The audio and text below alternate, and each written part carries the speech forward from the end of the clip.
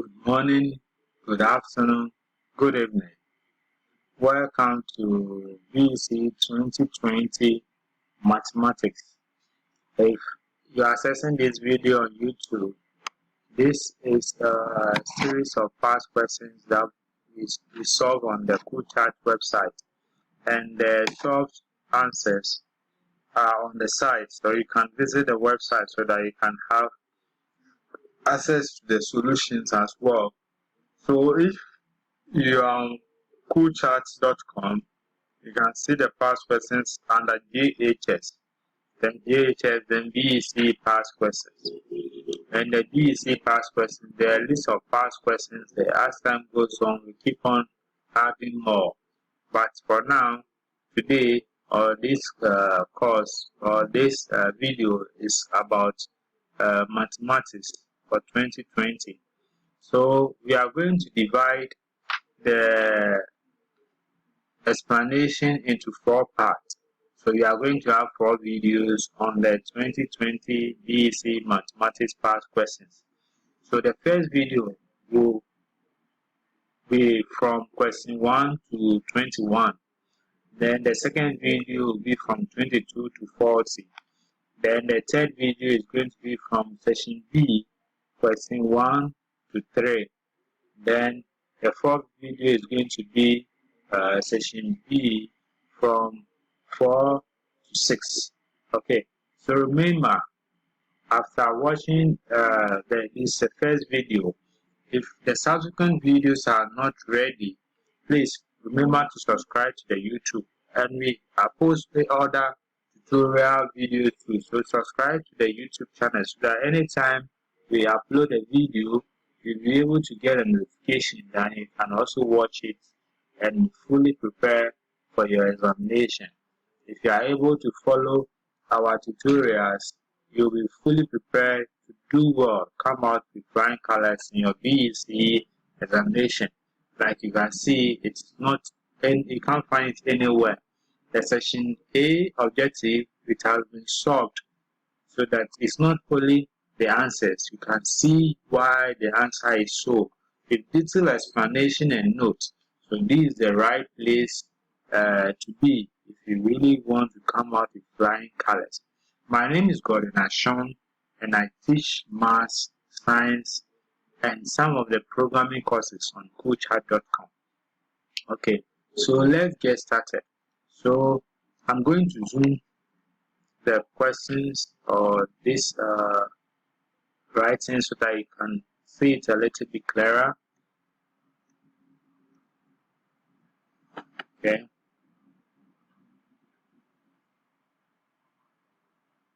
Okay, so that's it. So question 1 says simplify 3 over 4 minus 1 over 3 plus 1 over 12. Now when you are given a fraction, to simplify a fraction, you have one long line, then you find the LCM of them, so the denominators. So the LCM is least common multiples. So the least number that all your denominators can go into is the LCM. So if you find it difficult finding the LCM, then you can write the multiplication of each of the denominators. Okay, so multiplication of 4, we have 4, 8, 12, 16, and so on. Then 3, we have 3, 9, 12, 15, 18, and so on. Then we have 12, we have 24, and so on. Now if the multiplication will be difficult for you, just adding, if it's 12, adding 12 to each of the subsequent numbers. So for example, you can recite the multiples of 4. To get a multiplication of 4 is going to be 4, then you add 4 to the previous number. So 4 plus 4 gives you 8. You add 4 to 8, you get 12, and so on. So the least common multiple for all of them is going to be 12, since 4 can go into 12 and 3 can go into 12. Okay, so let's look at the solution, then I explain. So there are other explanations I've explained already, but I'm going to jump to this part so that I explain to you. So to get, because the video If you don't want it to be the content to be that much, you can visit the website, then you can get the other notes which we've given on the explanation of the solution. Okay, so I'm going to jump from here. So like I say, you find the LCM over here. Now 4 goes into 12 3 times. So the result used to multiply the numerators. So you have 3 times 3. Then the next one, you keep the sign, so minus. Then 3 goes into 12 4 times, so 4 times 1, which is here. Then 12 goes into itself, 12 goes into itself 1. So you have 1 times 1, which is 1. Then you just simplify the top. 3 times 3 gives you 9, 4 times 1 gives you 4, 1 times 1 gives you 1. Then the negative affects this one here, so you get negative 4. Then you simplify. 9 plus 1 gives you 10, then you subtract 4 from which gives you 6. So 6 over 12. And 6 goes here, 1 goes here, 2. So the answer will be 1 over 2. Now, the second question says, given that n is equal to x is such that the column is read as such that, so x is such that x is a factor of 18. So factor of a number are numbers that can go into that number, including the number itself. And m is equal to s is such that s is a multiple of 12. So like we said, multiples of 12, just add 12. Then the next one you add 12, the next one you add 12, the next one you add 12. It will be difficult for you. Okay, so now let's list the members of factors of 18. So factors of 18, numbers we can go into 18. 1 is a factor for all factors because 1 can go into every number. So 1, 2 is a factor of 18 because 2 times 9 gives you 18. 3 is a factor of 18 because 3 times 6 gives you 18, and so on. So let's see the listing. Now, after you've listed, you can also verify if you've listed all the possible factors. So to verify, just take the first one to multiply the last one. See if you get the one you are looking for the factor for. So that's the factors of 18. So 1 times 18 gives you 18. Then 2 times 9 gives you 18. Then 3 times 6 gives you 18. So you should end at the middle numbers. When you multiply, you get them. Now, if the combination 1 is left, then you can do that you miss a number which you haven't included yet. Okay, so that is it for the factors of 18. Then m is multiples of 12. So these are the multiples of 12. So you have 12, 24, 36, 48, and so on. So if you find it for, just add 12 to the next one, add 12 to the next one, add 12, and so on. Now, the highest of this number of n is 18. Okay, so 18. The next one is 24. So this is more than this. And you can see that we can't see any number here and there. An intersection is a list of numbers or elements you can find in both sets. So you're supposed to find an element here at the same time an element here. And as you can see, there is no element or number which is here at the same time here. So in that case, we call it an empty set. So the intersection of n and m is an empty set, but you can't find a number here, you can't find a number over there. Okay, so we move on to question 3.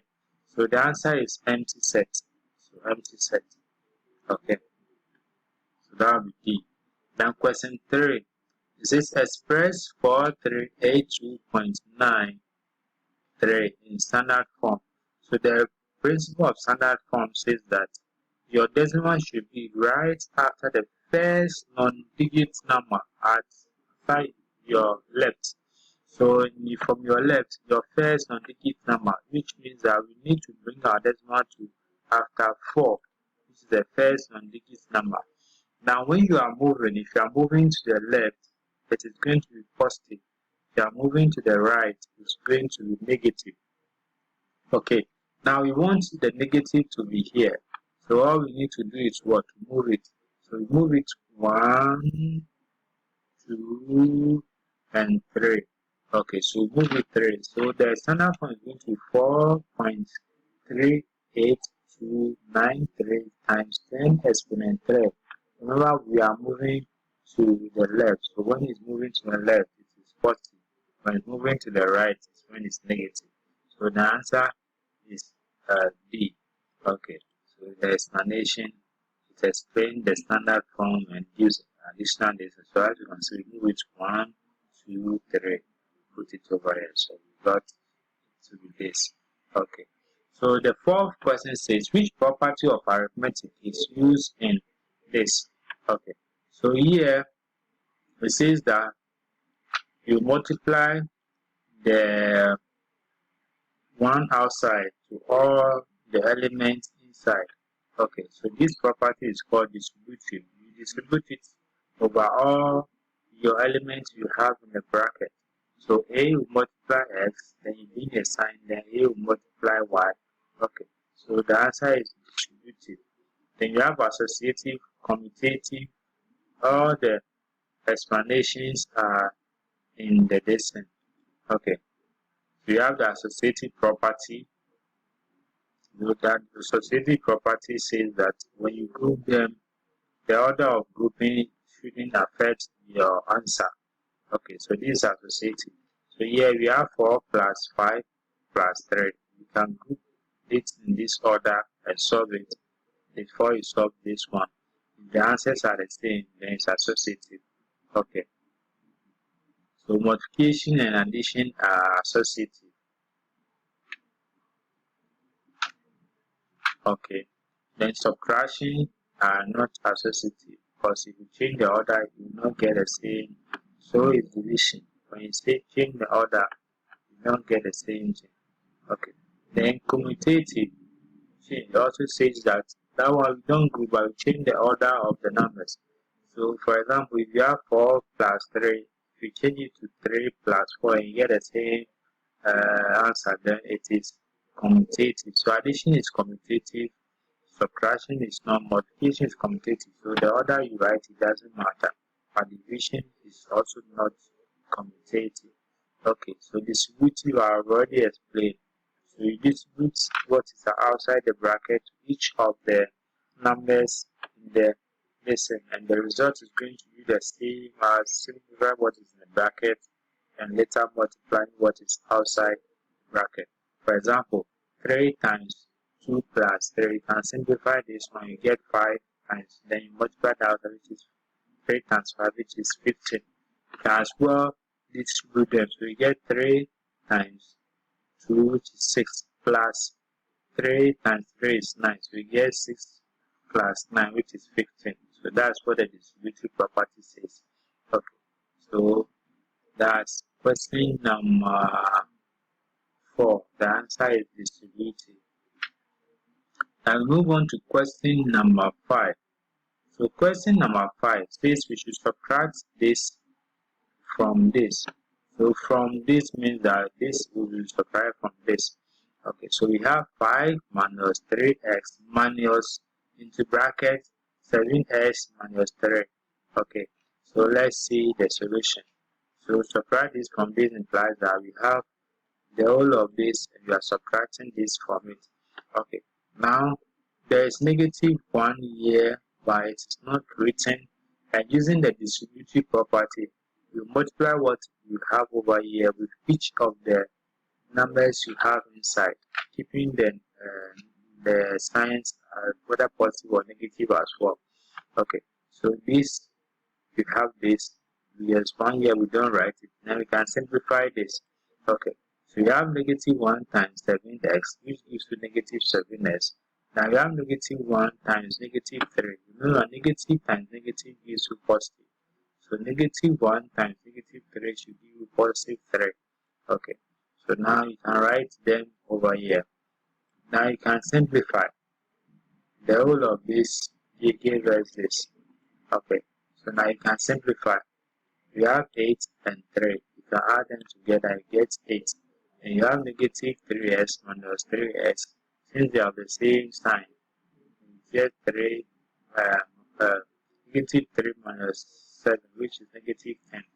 Then so you get negative 10x. So 8 minus negative 10x is the answer. Okay. Now we move on to question number 6. So question number 6 states that the cost of 12 notebooks is this. Find the cost of one notebook. Remember, if for 12 courses, to get that for each of the books, you just divide by 12. But you can also use equation to solve. So let's see how you can use the equation. So you can say let S equal to the cost of a single book. So if 12 books is equal to 54.8, then one book is equal to X. Then you look for X. Now you cross multiply. This will multiply this and this will multiply that. So we have 12 times X is equal to 1 times 5, 54.84. Now you make X the subject, so you divide both sides by 12. So when you divide both sides by 12, you have 54.84 divided by 12. You are supposed to get 4.57. Okay. Now the button shows you as if the division is giving you difficult, how you can also divide. You can change the whole of this one to a whole number. Okay. By changing it in the form 8 times 10 exponent p. So in that case, you make this one an whole number. So we move the decimal 1, 2, and like we said, if it's going to the right hand side, it's going to be negative. So we have 5884. We move to the right, so times 10 exponent negative 2. Okay. Now we divide it by 12. So we have 5884. Okay, divided by 12. Then later on you can multiply this one. So this one divided by 12, and 12 goes into 54, goes here 4 times, which gives you 48. So when you subtract, you get 6, and the 8, 4. Now 12 goes into 68, that will be 5 times, which gives you 60. So 60 you subtract, you get 8, 4. And 12 goes into 84 7 times, which will be 84, so there will be no minus. So you get 4, 5, 7. And you can multiply your 10 as for negative 2. Okay. So the negative 2, if you want to simplify it, you just move to the left. So negative 2, we move 1, 2 to that position. So you get 4.57 to be the answer. Okay.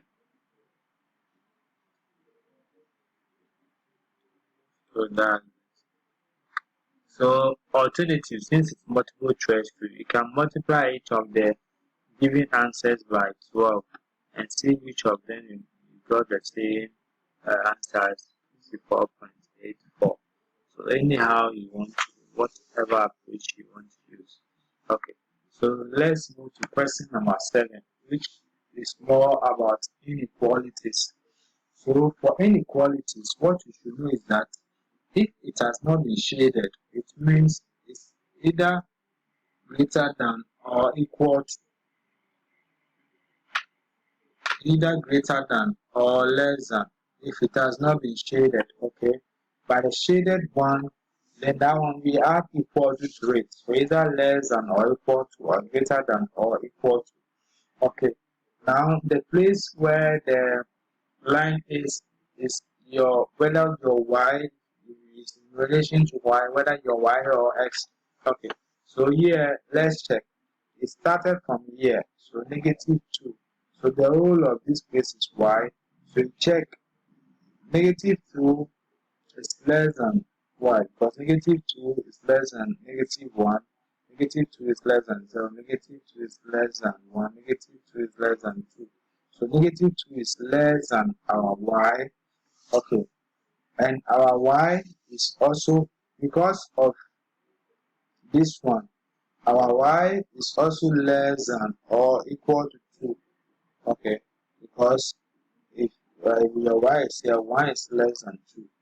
0 is less than 2. Negative 1 is less than 2. Negative 2 is less than 2.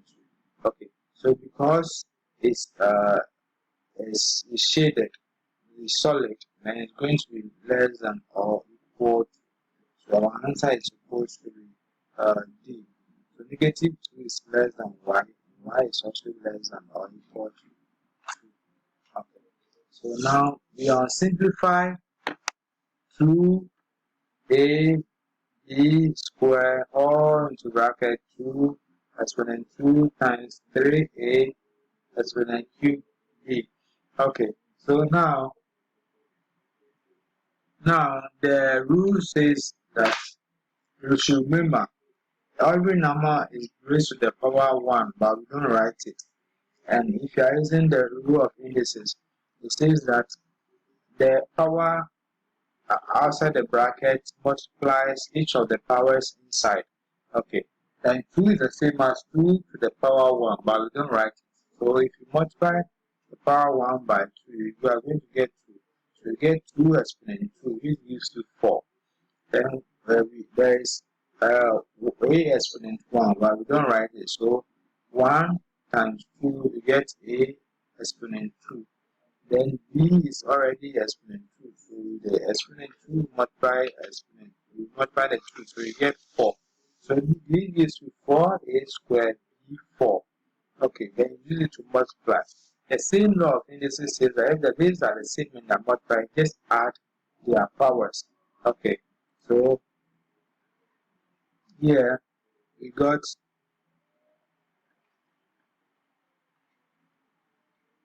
4 times 3. We got a exponent 2 times a exponent 3, then b exponent 4, and b exponent. So since a and a they are the same basis, you add their power. So you get a exponent 2 plus 3, which gives you a exponent 5. Then b and b they are the same base. B here has exponent 1, but we don't write it. So you have b exponent 4 plus 1, which gives you 5. So you end up getting this, and this gives you 12.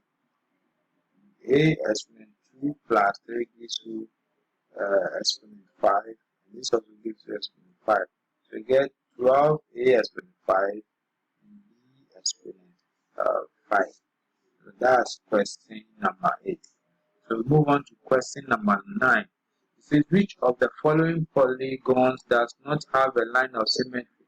So a line of symmetry is when you divide the shape into parts, you can be able to get half of it, which means that when you fold it, it shouldn't be, it should match with the other side of the shape. Okay, so say which of them does not have a line of symmetry. So we check the solution, we read the picture. So kite. In kite, we can divide it over here.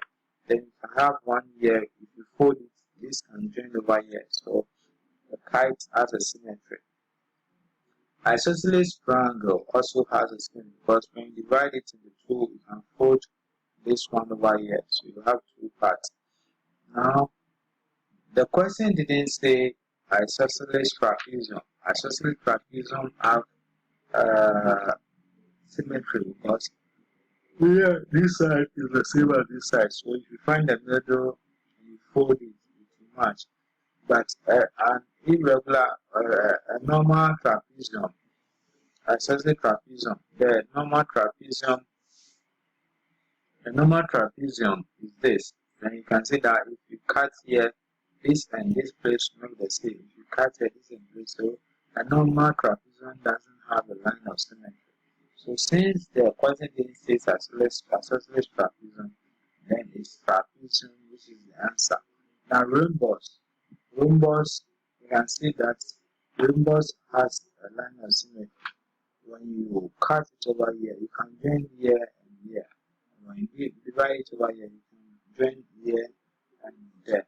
So the answer is trapezium, which doesn't have a line of symmetry. Okay, so we move on to question number 10. So question number 10 says, a trader sold a radio set for 72 Ghana cedis, making a profit of 8%. Find correct to the nearest Ghana cedi the cost of the radio set. Okay, now this is business. If you go and buy something, normally you add something to it if then sell. So what you add to the cost you want to buy from the shop is what we call the profit. Okay, the price you want to buy from the shop is what we call cost price.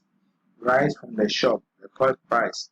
Then the amount you sell it for selling price, and the amount you add to the cost price to get your selling price is called profit. Okay, now if you are expressing profits in the sense of percentage, it's going to be the profit, how much profit you have made over the cost price, and you know percentage is by 100. So the profit percent is going to be the profit over cost price times 100. Okay, so we are asked to find the cost price. So we are asked to find the cost price. So like I said, profit is equal to selling price minus cost price. Profit percent is equal to profit over cost price times 100. So you can replace the profit, okay, by this equation. So you end up getting profit percent is equal to selling price minus cost price, which gives you your profit, divided by cost price times 100. Okay, here we know the profit percent to be 8. Okay, then we know our selling price to be 72. We don't know our cost price, so we can say let our cost price be CP. So here we have 8 is equal to 72 minus CP divided by CP times 100. Then we make the cost price the subject. Okay, now since it is dividing, you can multiply all the sides by CP so that the one where it's dividing you cancel each other. So we have 8 times CP is equal to 72 minus CP. The multiplication cancels this out, so we are left with 100. Okay. Now using the distributive property that we've seen previously, it says the one at the outside the bracket multiply each of the numbers in the bracket. So we will have 100 multiplying 72, then 100 multiply negative CP. Okay, so this gives us 7,200 minus 100 CP. Okay, so that gives us this side. So you have 8 times CP gives you 8 CP. So 8 CP is equal to this. Now we can move this 100, which is negative 100 CP over here. Since it's negative, when it comes, it's going to be positive. So we have 8 CP plus 100 CP is equal to this.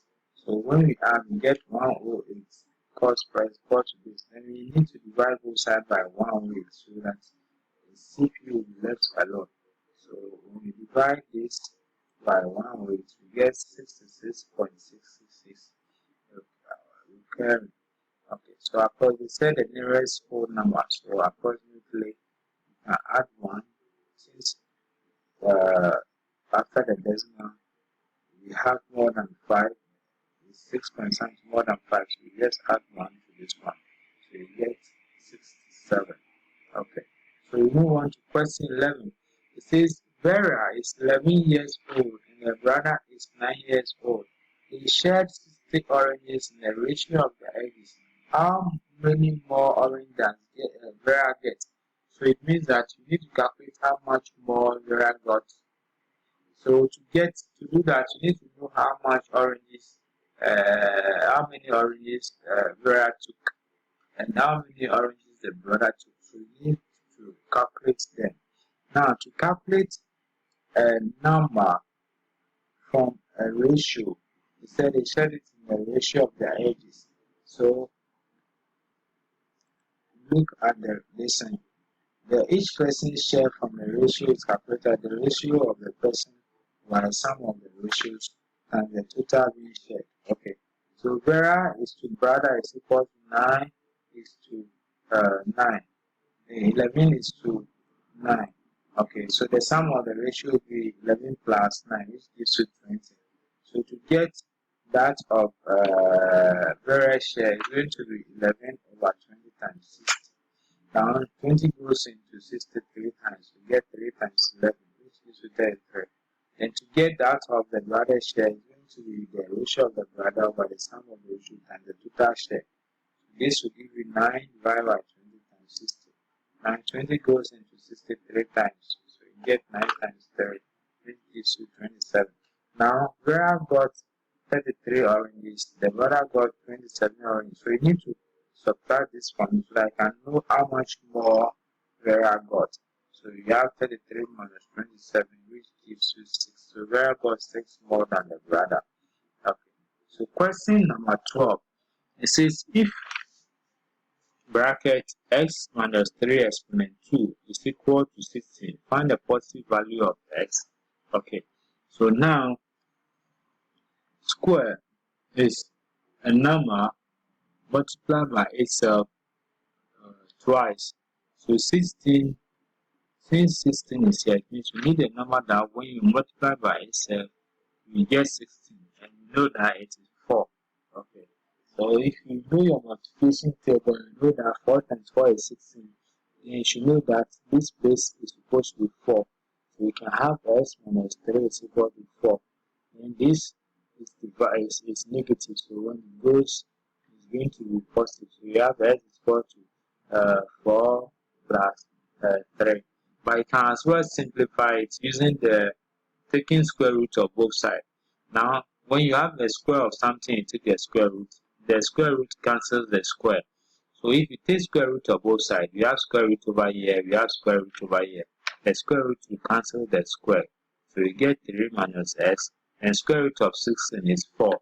Now, the square root of a number is a number when you multiply by itself twice, you get the one you have been looking for the square root of it.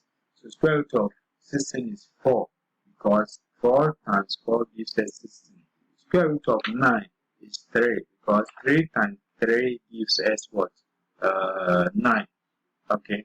Now square root of 84 is 8, because 8 times 8 gives us 84, and so on. Okay. So now let's see the solution. So in this example, we took the square root of both sides. So this square will cancel this square root. The square root will cancel the square. The square root of 16 is 4. So we have okay, so square root cancel everything out. So we have x minus 3 is equal to 4. Now this 3 comes over here. So we have x is equal to 4 plus 3, which gives you 7. Okay, so we move on to question number 3. Now, to find the image of the point under reflection the y-axis, you need to know the formula for finding the image in the reflection in the y-axis. So, in the solution, each of the apart from the y-axis, there are other formula that has been given. So, we also need to verify that to reflection in the y-axis, it says that if you are reflecting in the y-axis, you negate the x-axis. Okay, so you negate the x-axis, and our point where we want to create the image of reflection, the x is negative, so you negate the negative 2, you have negative into bracket negative 2. Now negative gives you positive. Okay, so you end up getting 2, 3 to be the answer. Okay. Now these are other examples or other formulas. If you are reflecting in the x-axis, that one y is negative. Okay. And if you are reflecting in y is equal to x, then that one you interchange them. So you have your y coming to your x position. Okay. So when it's negative, you just negate this one, so you can get the negative out of it. Okay, so that's it. So y-axis, you have negative x comma y. So you negate your x part. Remember, the first part is for x and the second part is for y. So you negate your first part, which is the y. So negative 2 minus negative 2, negative cancel negative, so you get positive 2. You have positive 2, 3 is the answer. Okay. And move on to question number 4. What fraction of 3 weeks in 8 days, 18 days? Okay, when you are calculating for fractions, make sure the fractions, they are in the same unit. Okay, make sure they are in the same unit. So since we have weeks and days, convert the weeks to days. Since we know that every 1 week is made up of 7 days, so 3 weeks is going to be, first week is 7, second week is another 7, third week is another 7. So 7 plus 7 plus 7, which gives you 21. Or you can multiply 7 times 7, which gives you 21. So the fraction is going to be 18 days over 21 days. Remember, fraction is the number over the total. So we are looking for fraction of 18 days. So 18 days over the total number of days in 3 weeks, which is 21 days. Okay. If you are asked to find the percentage, it's going to be 18 days over 21 days times 100. Okay. But there's a fraction, it's just going to be 18 days over 21 days. Then you can simplify it. 3 goes into 18 6 times. Then 3 goes into 21 7 times. Okay. So you get 6 over 7. Now question number 15 says what is the median of the following numbers? So a median is the median number and the mean is the average number. Okay, so when you sum all of them, you divide by the average before you call the mean. Divide by the total numbers you have. Before you call the mean. But the median is the one in the middle position. Now, if you have two numbers in the middle position, you take their average, which is you add the two numbers and divide by 2. Okay, now you get two numbers in the middle. If the number of numbers are even means if it's multiple of 2. So you count the numbers. So you have 1, 2, 3, 4, 5, 6, 7, 8, 9, 10, 11, 12. So 12 is an even. So you have 2 of the numbers in the middle. And to get a position where the middle starts, you can divide the 12, which is the number of items, by 2. So 12 divided by 2 is the 6. So the 6th position is where the middle starts from. So you get the 6th and the 7th position, divide by 2, you get the median. Okay. But remember, you need to order them. So this place becomes this in the ordered form. So in the ordered form, since they are 6, they are 12, divided by 2, you get the 6th position. So 6th position is where the median starts. So 1, 2, 3, 4, 5, 6. So you start over here. And for everyone is even, it's the 2 average to the next subsequent one. So the median is going to be the sum of these two numbers divided by 2, since they are both in the middle. So if you count, you have 1, 2, 3, 4, 5. 1, 2, 3, 4, 5. So they are in the middle. So since there are 2 of them, you add them and divide by 2. So when you add them, you get 22. Then you divide by 2, you get 11. Okay. So mean is just finding the average of all the numbers. So you get sum all the numbers and divide by 2. The mode is the one that appears the most. And the situation where there are numbers which appear the same number of times, then the mode is going to be 2 more than that, more than 1. Okay. So question number 16 says if we have w over 3 is equal to 3w minus 1 minus 1. Okay. Now, in almost every equation, when there is a fraction, get rid of the denominator before you start solving. So we have 3 divided, so you get rid of the denominator, which is 3, by multiplying both sides by 3. Okay. Now, I often say denominators because there can be a situation where you have another denominator dividing which is not 1. Now here, all the denominators are 1. Here, this side, most of the denominators, we have 1 because every number is divided by 1, but we don't write it. So the LCM of that will be 3. Because 1 can go into 3 and 3 can go into itself. So you multiply both sides by 3. So you have 3 times W over 3 is equal to 3 times 3 into bracket W minus 1 times 3. Minus 1 times 3 gives you 3. Now, if you multiply the 3 over here, we get 9 into bracket W minus 1. Then this one, the 3 will go because you multiply it by 3. Okay. So you end up getting W is equal to this, and this gives you 9 minus 1, and this one gives you negative 3. So you use the distributive property to expand this part. It says that the one outside will multiply everything in bracket. So you get 9 times W and minus 9 times 1 minus 3. So this one will give you 9W, this one will give you minus 3. Okay. Now you simplify. You can move this W over here. So you get W minus 9 is positive. So when it comes, going to be negative. And this gives you negative 12. So you end up getting negative 8W is equal to negative 12. And you divide both sides by negative 8. And that gives you the answer 3 over 2, because we have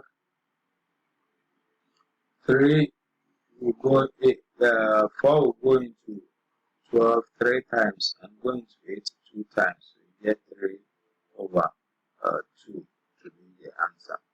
Okay, so we move on to question number 17. It says use the diagram below to answer the question below.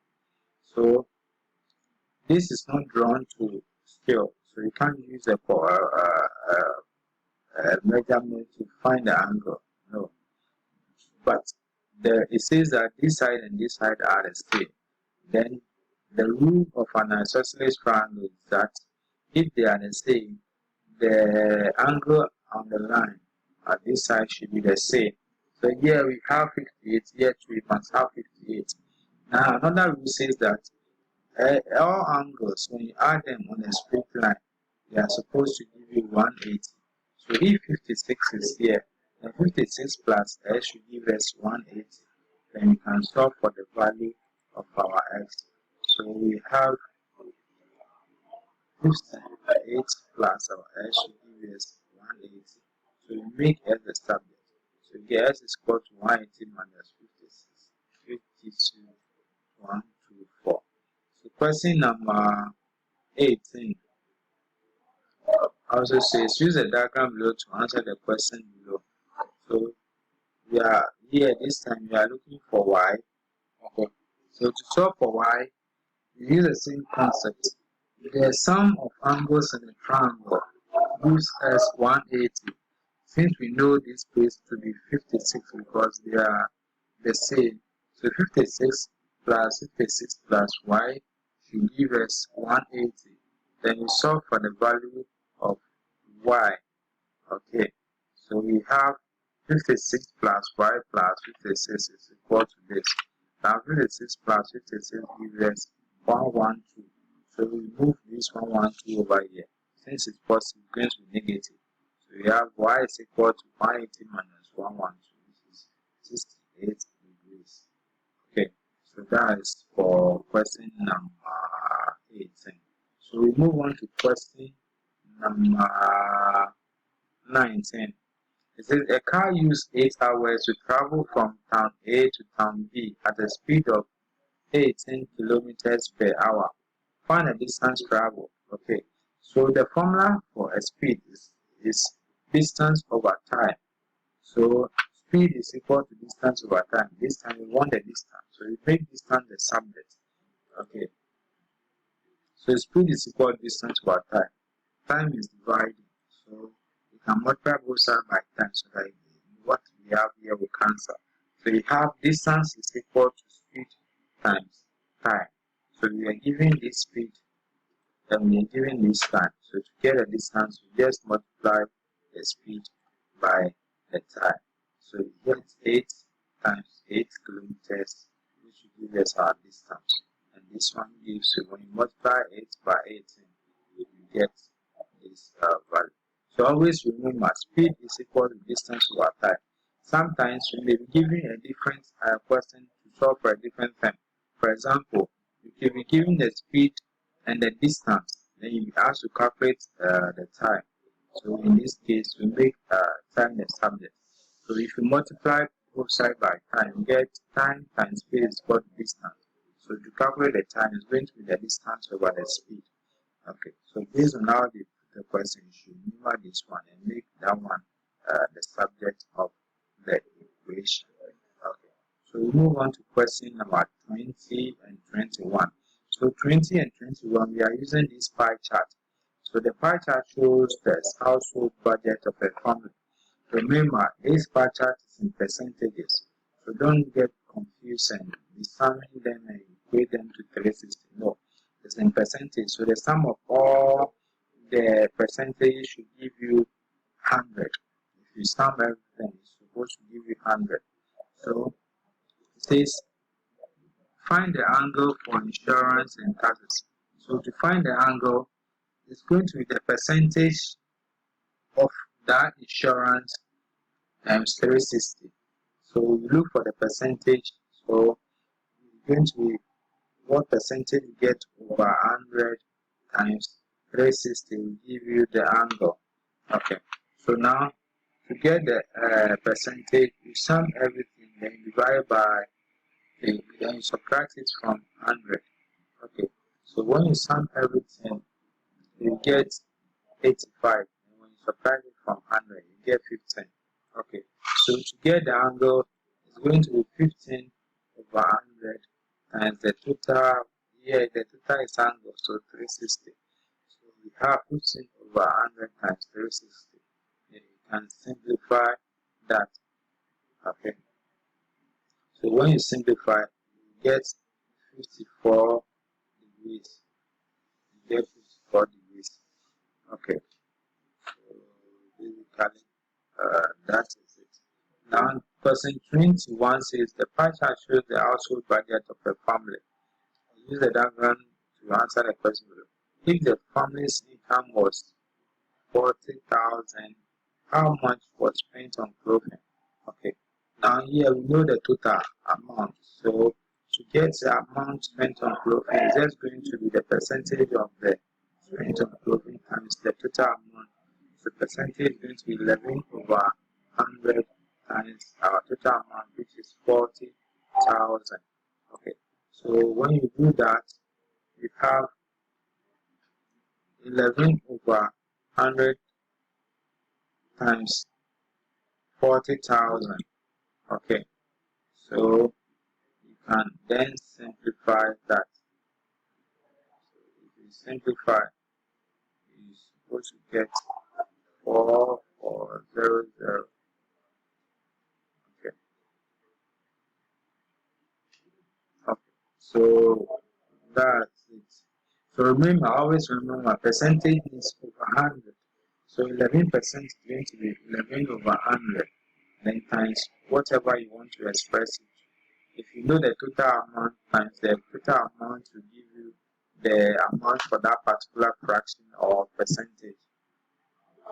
If you want the angle, an entire angle should give you 360. So it's just going to the percentage times 360. Okay. So this is where the first part of our B.E.C.E 2020 mathematics tutorials comes to an end. So please remember to subscribe so that anytime we post any solved solutions, you'll be able to get an notification and can watch the video and visit the website too, so that you can also have additional notes. We don't want the tutorial to be voluminous, so like you can see, I jump some of the explanations so that our tutorial will not be that lengthy. So you can visit the site and also look at the other notes as well. Now, when you are solving, solve before you check the answer, so that you know your weaknesses. If you check, then check the answer and you know the explanation to the answer. like I said, my name is Godwin. If you have any question, if you check any of the programming courses that I teach, there is chat with an instructor. You can create a full chat account and send me a message. If you have a question that you want me to answer for you can share it, then I can solve it and give you an explanation of why I've solved it that way. Okay, so our goal is to prepare you for your B.E.C.E examination. So please follow our tutorials and be interactive and subscribe to our YouTube channel. Invite your friends also so that they can also enjoy this wonderful provision. Okay, so remember, coolchat.com.